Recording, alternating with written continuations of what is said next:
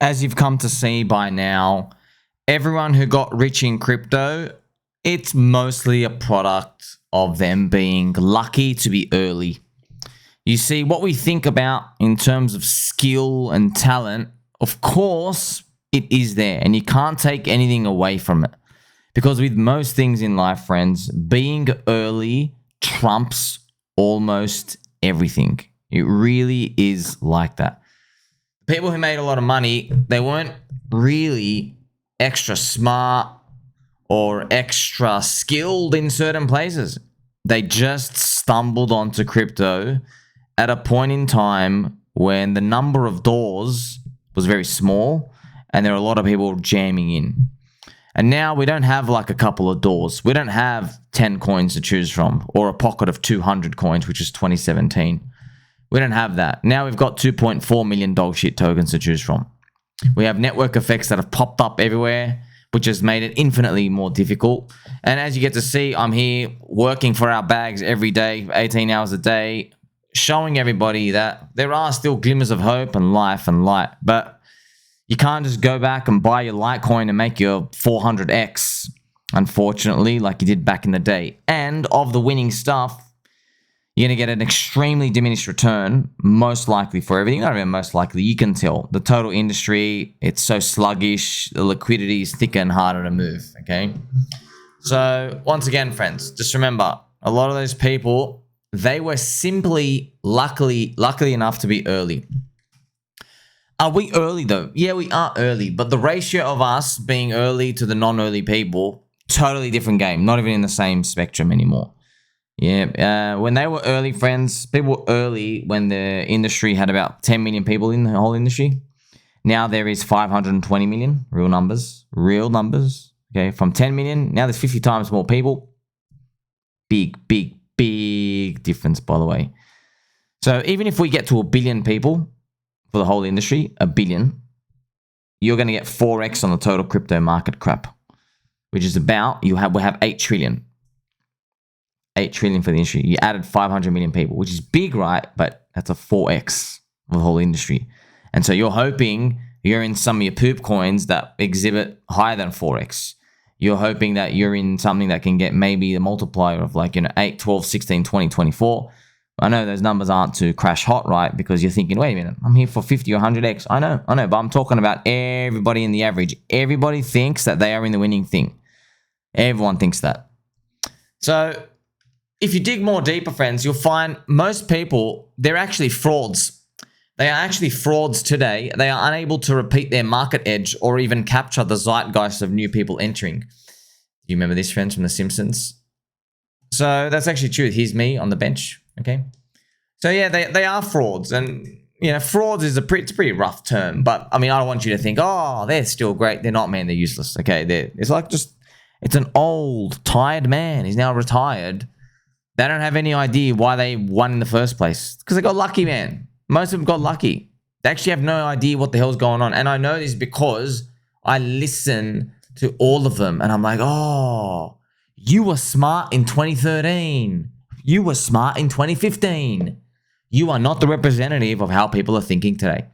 It is the exact same scenario as a politician who was popular in the 1990s coming out and trying to speak to young people today. Doesn't work. It's like somebody coming on TV saying, hey, I'm a news anchor and I have a red and white striped tie and I'm a clean shaven and I have a suit and yes, eat your vegetables, young children. That type of guy. We're fake. You're reading off a teleprompter. You're a bug eater yourself. You're just like an empty vessel. You have no soul, pretty much. You're just reading off something. You're not real. You see? They listen to a different type of flavor now of person. They listen to someone like pretty much me. Hey, this guy doesn't give a shit if he swears or not. I don't care, right? You see what I mean, friends? Things have changed. So there are many aspects of life that things evolve, right? Now, you could be good in your time. Doesn't mean you're going to be great forever. Unless you're hungry. If you're a hungry wolf, and we're going to play some nice oud music, some cranky G oud music. That's an Arabic guitar. This goes off. If you're a hungry wolf, you figure out the answer. 18 hours a day. Yes, some people can figure in 18 minutes. I spend 18 hours a day. I got a peanut brain. Okay, just one little salt crystal on this peanut, doing backflips. We're barely making it. So let's be specific with a narrative here. Decentralization, friends, it's just a meme. And so are many talking points which now give dog shit portfolio returns. So decentralization is literally, it really is just a story narrative. And I know it hurts some people to hear that. And, you know, maybe Bitcoin maxis, because they saw what Bitcoin dominance did. They're like, no, it's real. I don't think so, man. I don't think so. Not even I don't think so. I know so. Because if you map out the evolution of the internet from what it started as and what it became, you will see they are two completely different things. It started off as the US Army needing to communicate to each other. It started off as like ultimate utility. They had to send messages across distances. And then we had the dude who invented the internet. We could basically, hey, we can send information across. And then the early internet pioneers were inspired, or pioneers, like, whoa, man, if people can talk across the world, we can change mankind. We can help people deal with oppressive governments, right? Whether you're in the Middle East, you can report on things. This is going to change the fabric of society. And my gosh, they were right. Then came the girls showing their boobies for $5 a pic. You see? Then came 33% of the internet usage being premarital fornication. The combination of genitals, the mixing of fluids. You see what ends up happening? Now, we're not here to judge anything. I'm here to tell you there was a beginning, a middle, and an end. There's no judging, there's no critiquing, it's humanity.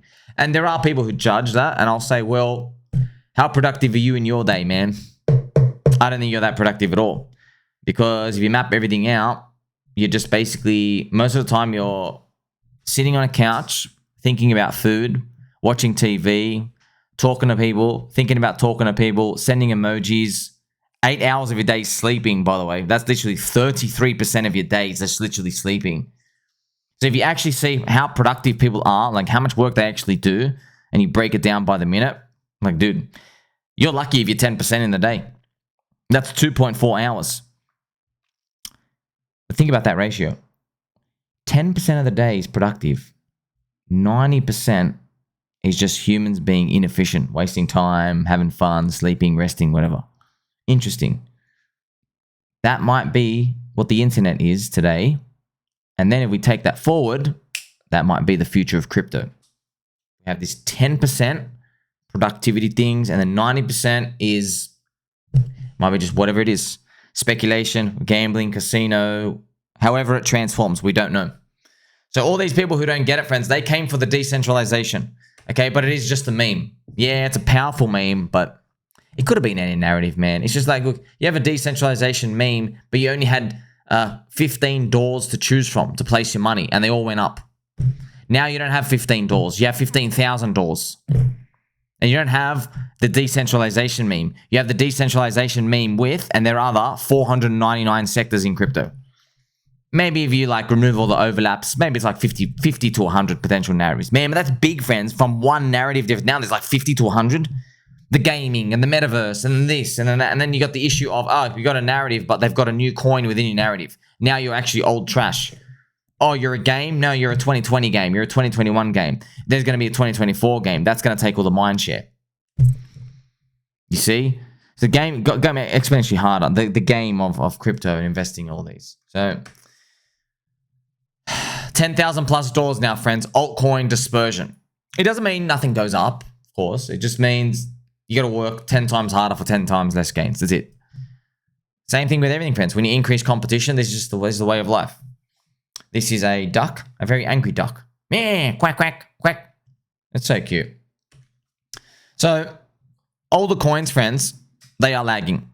It's very obvious they're lagging. And part of learning that zeitgeist, which I came to realize, I did so much work and research, like it came to me. well, you'd come to you too. You're like, wow.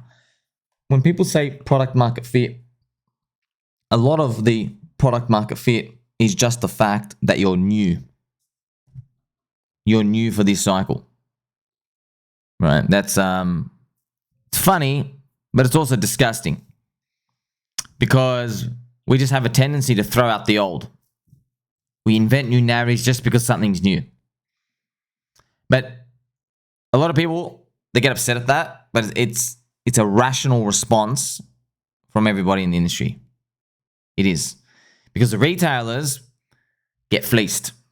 Most people get destroyed. Most of crypto is a scam. 99.9% is a scam. Everybody's dumping, but there's no real utility. All of it's garbage. Insiders, token founders are all dumping. They all hunt this glory stuff. They take the ETH, they take the BTC, they take what they call real money. Everything else gets destroyed. Pretty much. 99.9% of it, okay? So you hear that on one end, and then you have to wrestle with the fact that these coins are going to be competed against like an extreme amount. The hyper competition, constantly fighting for each other, constantly fighting for each other's attention, exponentially getting worse. It's digital economies. You can't hold a gun to anybody's head. You can't do that. So we're all doing marketing and internet stuff and basically interpersonal relationships and all these other things just to try get everybody to be in a community. So everyone's wrestling 1,000 variables at once. But there is still hope, friends. You see, yes, older coins are lagging and everyone is a prostitute for the global liquidity cycle, which is true, but there's still it's only a certain amount of currency units. You don't have $10 anymore, man. You literally have $100,000. And all those people who got in early, yeah, they didn't do anything special. They just got lucky. It is what it is. Just like, hey, why did certain people win in certain countries? Yeah, just got in lucky. They got in first. There's nothing we can do about it. We can't play for that pass. We can't give up. People who come into this game and they see that gives up, yeah, but if you go play the other games, their growth rates are dog poop too. Stock market, 8 to 10% per year. Gold, 8% per year. Houses, 5 to 10% per year, depending on where you live in the world. Poo. All of them poo. All those rates, by the way, that means you only get a 2x every 10 years. How garbage is that? It means you get a 4x in 20 years. Rubbish. Crypto's still growing at 7 times that rate. 55% per year. That's altcoins. And then Bitcoin's like 40%. And then if they're lucky, we'll see how much it degrades from now.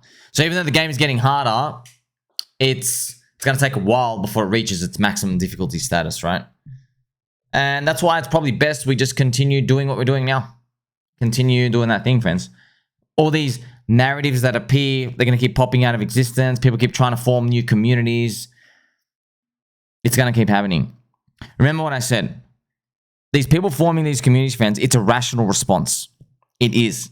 Because these people get scammed and destroyed all the time, retailers, and they aren't getting rich. So when they have a chance to be early in something and they get excited, they do tell their friends, like, oh, we're early to something. Because they know it's not each individual person, it's the collective mindset, right? You're not trying to ask one person what they think. You're trying to look at, hey, what's everybody's actions really saying? Because their actions are speaking louder than their words. So the fact that they keep going for new stuff, what are they actually doing?